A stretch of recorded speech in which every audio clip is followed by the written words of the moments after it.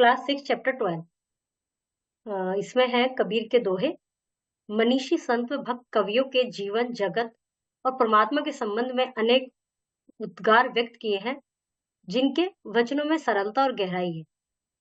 संत ने, कवियों ने भगवान के लिए बहुत सारे विचार अपने व्यक्त किए हैं, और जिस जो उसमें बातें कही गई उनमें गहराई है, मतलब बहुत ही अर्थपूर्ण बातें हैं।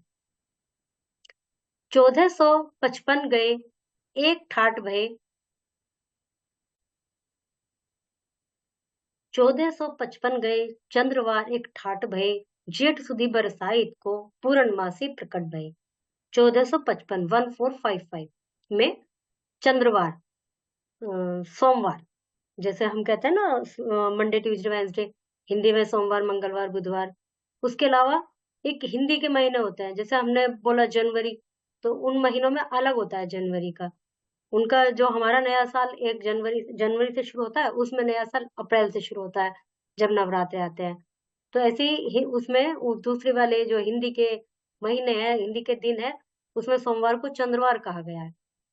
1455 में चंद्रवार सोमवार को जेठ सुदी, जेठ का महीना, मतलब जो हिंदी महीने में जो होते हैं ना, जो अप्रैल जेठ बैसाख चैत्र, चैत्र बैसाख, चैत्र से स्टार्ट होता है, पहला महीना उनका चैत्र होता है, जो कि अब आएगा अप्रैल में। चैत्र बैसाख जेठ साठ सावन, इस तरह से होते हैं वो महीने। तो जेठ के महीने में वर्ष में पूर्णमासी प्रकट भय, पूर्णमासी के दिन प्रकट भय, जेठ के महीने में। जेठ सात समुंदर की मसी करे, लेखनी सब वन राई, धरती सब कागद करे, हरि गुण लिखा न जाए। सात समुंदर की इतना, मतलब उनके जो भगवान जी के गुण हैं, वो इतने फैले हुए हैं कि सात समुंदर तक के पार भी, मतलब सात समुंदर की जगह भी कम पड़ जाएगी, और पूरी धरती को यदि कागज बनाकर उस पर लिखा जाए, तब भी हम उनके गुण नहीं लिख सकते। प्रभु के इतने गुण हैं। दुख में सुमिरन सब करे, सुख में करे न कोय, जो सुख में सुमिरन करे, दुख काहे को होए। इन पंक्तियों में कबीरदास जी ने कहा है कि दुख में जब हमारे पास कोई विपत्ति आ जाती, कोई कष्ट आ जाता, तो तुम तुरंत भगवान को याद करते हैं, हे भगवान मुझे ये कर दो, हे भगवान मुझे वो दिला दो। लेकिन जब तक कोई विपत्ति नहीं आएगी, तब हम मजे में इतने वो करते रहेंगे, हम याद भी नहीं करते हैं। आपने कई बार क्या करते होंगे, एग्जाम से पहले दिन रात में, अरे मेरा तो इतना सारा रह गया, हे भगवान बस कल के पेपर में पास करा दो, फिर मैं कल को खूब पढ़ूंगा। इस तरह से तो दुख में सुमिरन सब करे, सुख में करे ना कोई, जो दुख में सुमिरन करे तो दुख काहे को होए। यदि सुख में भी सुमिरन करें भगवान को, भगवान का नाम हर समय जपे, अपने मन में रखें, ये नहीं कि हर समय पूजा ही करते रहो आप, पर अपने मन में एक जो जो भगवान है, वो एक ऐसी शक्ति है, उस शक्ति को अपने दिमाग में हर पल रखो कि हम जो इस समय बोल रहे हैं, जो मैं बोल रही हूँ, वो भगवान बुलवा रहे हैं। बस ये अपने मन में एक धारणा बना के रखिए, जो सुख में भी सुमिरन कीजिए तो दुख होने का ही नहीं। साधु ऐसा चाहिए जैसा सुख सुभाए, सार सार को गही रहे, थोता दिए उड़ाए। प्रभु के कबीरदास जी कहते हैं कि साधु मतलब भक्त ऐसा होना चाहिए जैसा सूप सुभाए। एक पता नहीं आप लोगों ने देखा है नहीं देखा है, एक छाछ होता था पहले, छाछ में ऐसे ऐसे चीजें फटकी जाती थी, जो उसमें धान धान कुछ कूड़ा होता था, हल्का होता था, वो नीचे गिर जाता था और बाकी इसमें रह जाता था। अब यदि आपने छाछ नहीं देखा, छाछ, तो आप किसी उसमें थाली में, किसी प्लेट में चावल लीजिए, और चावल ऐसे जिसमें नीचे का चूरा चूरा सा भी हो, जैसे कई बार पुराने चावल होने पर नीचे उनमें ऐसे आटा सा हो जाता है, पाउडर सा आ जाता है, तो उसको ऐसे ऐसे करिए, तो वो जो पाउडर सा हिस्सा है वो आगे चला जाएगा, और जो चावल है वो पीछे आ जाएंगे। तो उस छाछ में यही काम होता था, गेहूं वगैरह उससे साफ किए जाते थे, उसमें उसको रख के ऐसे ऐसे उछाला जाता था, तो जो कूड़ा होता था वो सब नीचे गिर जाता था, आगे रह जाता था, उसको ऐसे हटा देते थे, थोथा जो हिस्सा होता था वो उड़ जाता था, और सार सार का जो सही चावल होता था या सही गेहूं होता था, वो पीछे आ जाता था। तो उसी प्रकार कबीरदास जी कहते हैं कि साधु मतलब भगवान का भक्त भी ऐसा ही होना चाहिए, कि जो अच्छी अच्छी बातों को ग्रहण करे, किसी भी बात का सार ग्रहण करे, और जो उसमें बेकार की बातें, जो खोखली है, जो खाली है, उनको अपने दिमाग से निकाल दे। जैसा भोजन खाइए तैसा ही मन होए, जैसा पानी पीजिए तैसी वाणी होए। इन पंक्तियों में कहा गया है कि हम जैसा भोजन खाएंगे, हमारा मन भी वैसा ही हो जाएगा।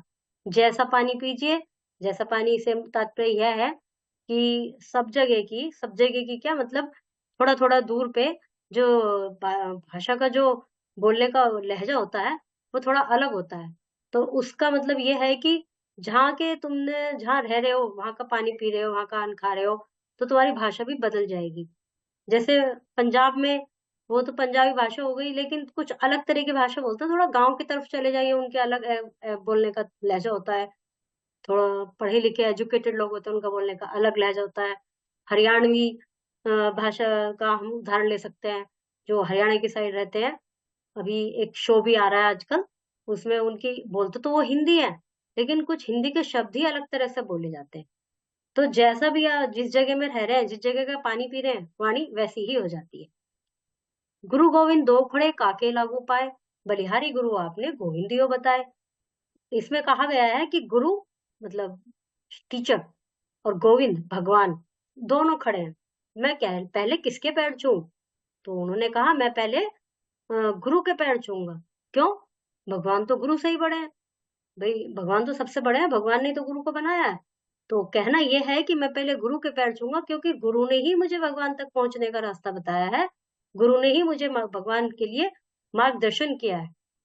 माया मरी ना मन मरा, मर मर गए शरीर, आशा तृष्णा न मरी, कह गए दास कबीर। कबीरदास जी कहते हैं कि माया मतलब धन, और वो कभी नहीं मरती, शरीर मरता है।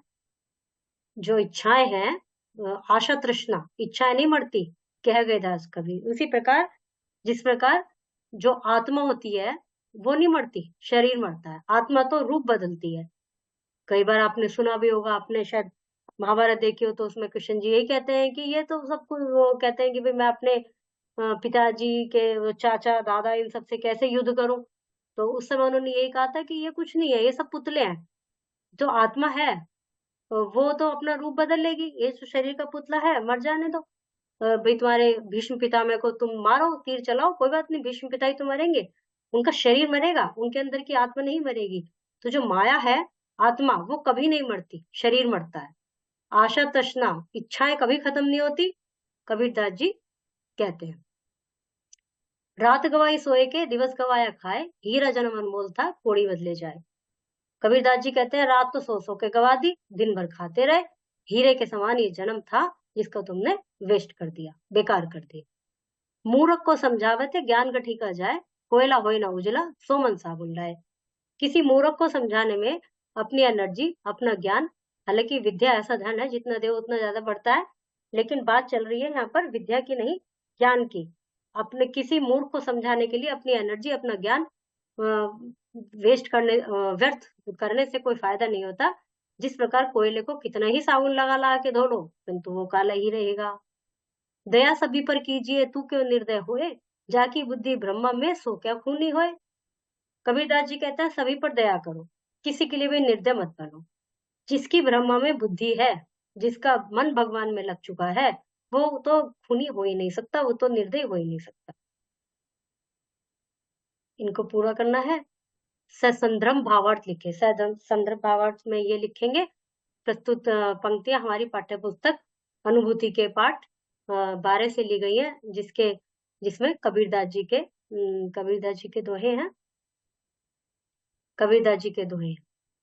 और हर पंक्ति का जो प्रसंग होता है वो अलग अलग होता है। सात समुद्र माफ करो लेख नहीं समझ जाए। इसमें कबीरदास जी ने गुरु की महिमा का वर्णन किया है, और साधु ऐसा चाहिए, भक्त है, इसमें कवि ने भक्त के विषय में बताया है। गुरु गोविंद, इसमें कवि ने गुरु और भगवान के बीच में तुलना की है।